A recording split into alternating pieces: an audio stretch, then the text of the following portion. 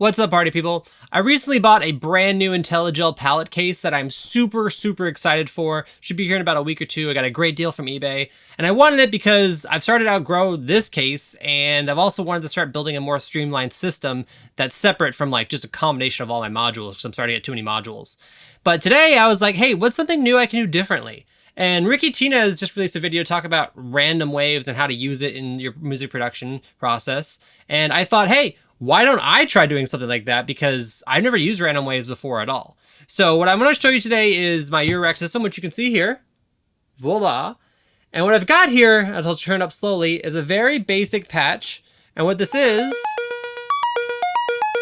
it's Bloom sequencing pitch and gate into scales, which also goes into plaits, which is giving us that tonality here right now. Right, sounds cool.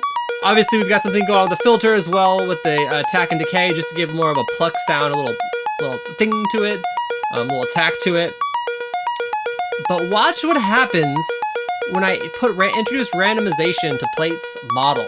So the Plaits model, as we can hear, will change throughout all these things. They all sound really cool. This one's really neat, right? Very cool.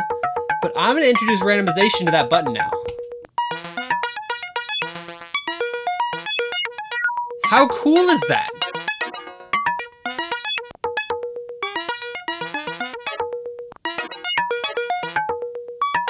Now all this is doing is it's randomizing the model within Plaits.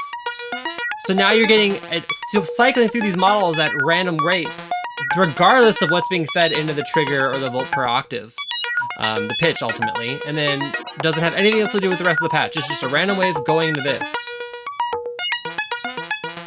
Here it is off, right? And we can select by hand some of the other sounds. This was the one we started with the video, which I like a lot.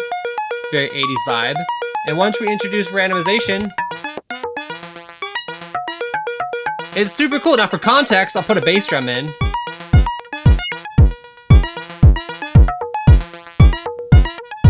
That's with the Mutant BD9 bass drum. And it's so cool!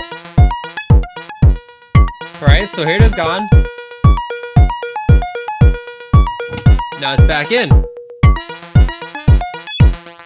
Oh, I don't know, maybe I can attenuate this to do something a little bit more tame with this, but it sounds cool. This is one of those things I kind of want to just record and like let it rip.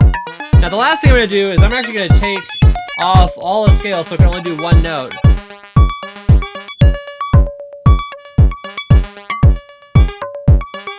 Right, so you can really hear what it's doing there because it's only letting one note through. There might be different octaves of that note, but ultimately it's constantly shifting the model. It's so neat. Let's put this notes back in here.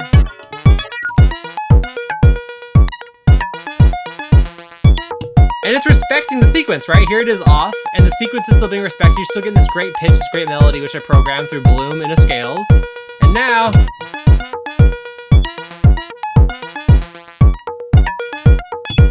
off, back on.